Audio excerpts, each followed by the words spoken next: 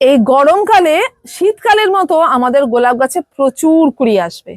তোমার গাছ বড় হোক বা ছোট হোক, প্রচুর কুড়ি আসবে। তো এই কুড়িগুলো কি কি রাখবো? আর আজকে আমরা এটা নিয়ে কথা বলবো না, এগুলোকে কেটে ফেলে দিতে হবে।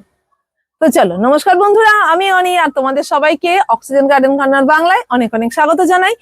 বেশ কিছুটা গ্যাপ হয়ে গেল, আমি যে পরিমাণ ভিডিও দিই তার থেকে একটু গ্যাপ হয়ে গেল, কারণ কিছুদিন সত্যি কাজ করতে ইচ্ছা করছিল না। মানে কাজ করতে কিন্তু ভিডিও বানাতে ইচ্ছা করছিল না। তা চলো, আবার আমি এসে গেছি। অ্যাকচুয়ালি কাজের এত প্রেশার হয়ে গেছিল যে আমি সামলে পাচ্ছিলাম না। তা অনেকগুলো ভিডিও হিন্দি চ্যানেলটা কিছু তৈরি করেছি, দেখতে চাইলে তোমরা দেখতে পারো, ঠিক আছে। আর বাংলাতে যদি স্টে করতে চাও তাহলে থাকো। এদের মধ্যে যদি কোনো ভিডিও বাংলাতেই দেখতে চাও সেটাও চেক করে নিতে পারো একবার। যদি মনে হয় যে এই ভিডিওগুলো বাংলাতে আমরা চাইছি, কমেন্ট করবে, নিশ্চয়ই করে দেবো, ঠিক আছে। তো চলো আজকে গোলাপ নিয়ে কথা বলি। তো দেখো, গোলাপে এই সময় যে কুড়িগুলো আসছে, প্রথমে বলি সেই কুড়িগুলো থেকে ফুল কেমন হবে। দেখো ফুল কিন্তু, আচ্ছা তোমাদের কাছে কি গোলাপ আছে সেটা আগে শুনি। আচ্ছা দাদা আগে বলেই দিই ফুল কেমন হবে। যদি শীতকালে তোমার এত বড় ফুল ফুটতো, তো গরমকালে এইটুকু হবে, মানে ছোট তো হবে, 100% হবে, একটু তো সাইজটা ছোট হয়ে যাবে। আর বলবো যে তোমার কাছে যদি দেশি গোলাপ থাকে, দেশি গোলাপ বা হাইব্রিড গোলাপ, দুটোর ক্ষেত্রেই বলছি, যদি দেশি গোলাপ আছে তোমার বাড়িতে তাহলে নিয়ে নাও ফুল। যদি বড় গাছ হয় ফুল নিতে পারো, কোনো সমস্যা নেই, হোক ফুল যত খুশি ফুটুক। কিন্তু যদি তোমার কাছে হাইব্রিড গোলাপ, মানে যেগুলোকে ইংলিশ গোলাপ বলে, হাইব্রিড গোলাপ যদি তোমার কাছে থাকে, তাহলে মানে এরকম করে গ্রাফট করা যদি গোলাপ থাকে, তাহলে বলবো তোমরা কিন্তু এই ফুলগুলোকে নিও না। কারণ এক নাম্বার তো ফুলের সাইজ ছোট, কি দরকার ওইটুকু ফুল নিয়ে। দ্বিতীয় নাম্বার যদি বলো না না আমি ছোট ফুলই নেবো, তাও বলবো নিও না। কেন বলো তো? গাছের কথা ভেবে। কারণ তোমরা তো জানো যে গাছ কিন্তু তার সমস্ত এনার্জিটা ফুলগুলোকে ফোটাতে ব্যয় করে। তা গাছের ক্ষেত্রে এই যে গরমে, মানে হাইব্রিড গোলাপগুলোর এই গরমে কিন্তু নিজেকে টিকিয়ে রাখাটাই খুব কষ্টের হয়ে যায়। এই অবস্থায় যদি আমরা আবার ওর উপর ফুলের প্রেসার দিই, তাহলে তার কাছে খুব কষ্টকর। মানে সে কিন্তু তার সমস্ত শক্তিটা দিয়ে কষ্ট করে ফুলটাকে ফোটাবে এবং ফুটিয়ে রেখে দেবে। আর আমরা যদি সেই লোভে পড়ে, ফুলের লোভে পড়ে ওকে সেই কষ্টটা দিই, তাহলে ও নিজেকে গরমের সাথে যে নিজেকে মানে সার্ভাইভ করানোর জন্য যে এনার্জিটা দিতে হয়, সেটা কিন্তু সে দিতে পারবে না, তার পক্ষে ওটা কষ্টকর হয়ে যাবে, ঠিক আছে, একটু কষ্ট হবে তার কাছে সার্ভাইভ করতে। তা আমরা কি চাই? আমরা চাই আমাদের গাছটা ভালো থাকুক। আরে ফুল তো পরে হবে, শীতকালে হবে, ভালো ফুল নেব, বড় বড় ফুল নেব শীতকালে, এখন কিন্তু এই স্যাক্রিফাইসটা করে দাও। তাহলে কি বোঝা গেল? ফুল কিন্তু আমাদের কাটতে হবে।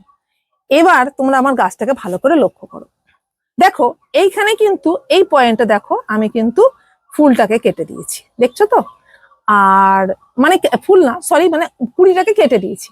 আর এই দুটো কুড়িকে কিন্তু এখন আমি রেখে দিয়েছি। দেখো এই একটা ছোট্ট কুড়ি, এ দেখো, আর এই একটা একটু বড় কুড়ি। চলো, কেন রাখলাম এদের দুজনকে, রেখেই বা কেন কাটলাম, সেটাই নিয়ে এবার কথা বলবো।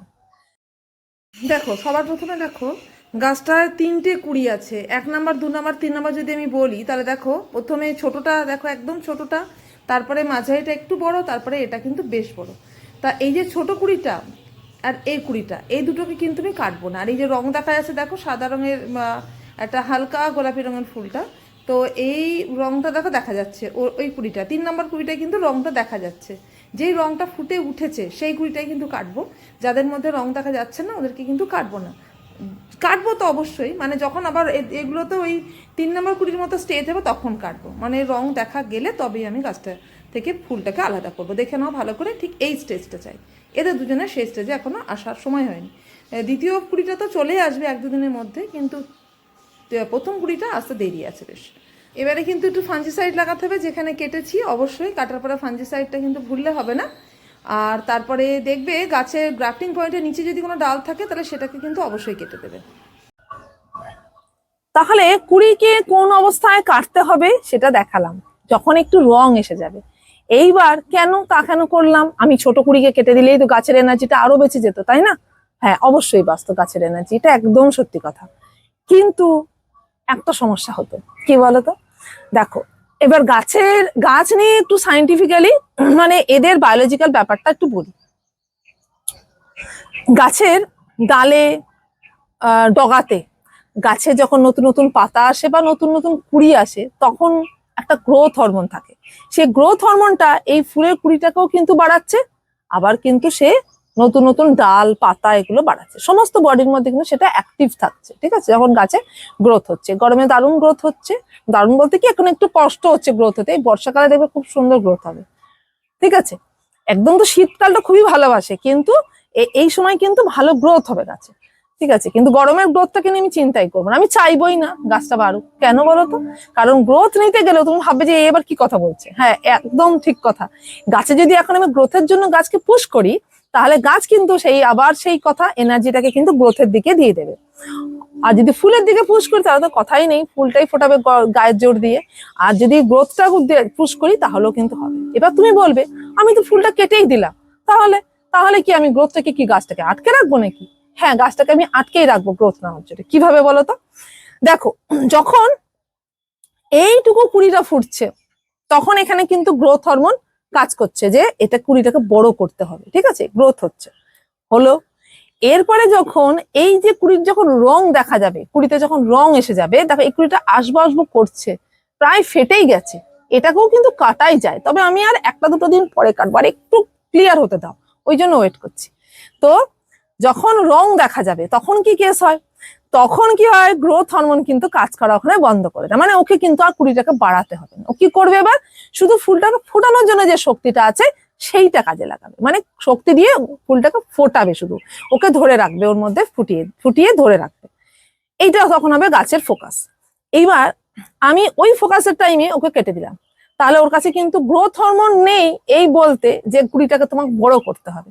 এবার যদি আমি ছোট অবস্থায় কেটে দিই, যখন গ্রোথ হরমোনটা অ্যাক্টিভ পজিশনে আছে, তখন কি করবে, সে আরো ব্রাঞ্চ বার করতে লাগবে, মানে ডালপালাকে বার করতে শুরু করে দেবে।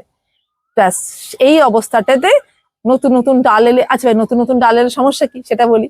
এই যে গরম, এই গরমে যদি নতুন নতুন ডাল এসে যায় তাহলে কি হবে বলতো? নতুন গ্রোথ, নতুন পাতা। এই অতিরিক্ত গরমে একদম মানে পুড়ে পুড়ে যাবে, ভালোভাবে তৈরি হবে না, আর গাছ উল্টে ওই এনার্জিটাকে নষ্টই করবে। আমি বললাম যে গাছকে অন্য কিছু থেকে মানে ফোকাসই করবে না, যে তোমাকে গ্রোথ নিতে হবে কি তোমাকে ফুল ফোটাতে হবে, কিচ্ছু করতে হবে না। আমরা গাছকে শুধু বলছি তুমি শুধু টিকে থাকো, এই গরমে নিজেকে তুমি টিকিয়ে রাখো, ব্যাস এইটাই তোমার কাজ। গাছে কোনো খাবার দেব না, ব্যাস মানে ফার্টিলাইজার দেব না, কিচ্ছু না, শুধু জল দেব। আর হ্যাঁ, ঘুটে মানে কি কি দেবো আছে চলো, ওইটা কিন্তু আলাদা ভিডিও, মানে কি কি কেয়ার করতে হবে গরমে এই গোলাপের, সেটা আমি বলবো। তাহলে এইটাই গাছকে কিন্তু আমরা বোঝাতে চাইছি, এইটা বোঝানোর জন্যই গাছের কুড়িটাকে আমরা ওই রং আসা অবস্থায় কাটছি, আর এদের দুজনকে রেখে দিলাম। এই কুড়িটাকে আমি কাল পরশু কেটে দেবো, আর এই কুড়িটাকে আর কটা দিন দাঁড়াতে হবে এরকম পজিশনে আসতে গেলে, তারপরেই কাটবো। এবার বলি, যে গাছগুলো বড় তাদের কি করবে, তাদের কিন্তু অনেক কুড়ি আসবে, তাদের ক্ষেত্রে কিন্তু সেম কাজ করবে, কারণ ওই গাছেরও এনার্জিটাকে স্টোর করা থাক, আমরা এটাই চাইবো, গাছটা ভালোভাবে সুস্থ হয়ে বেঁচে থাক। তার জন্য গাছে যা যা করতে হয় আসছি। দেখো, এত গরমে আমার ছাদে আছে তো গাছগুলো, তাই সানলাইটে আছে, ফুল সানলাইটে আছে, তো খুব কষ্ট পাচ্ছে। এখন ওদেরকে কিছু প্রিপারেশন নিতে হবে, মানে এদেরকে একটু শেড টেড দিতে হবে। চলো সেগুলো নিয়ে কথা বলবো নেক্সট ভিডিওতে।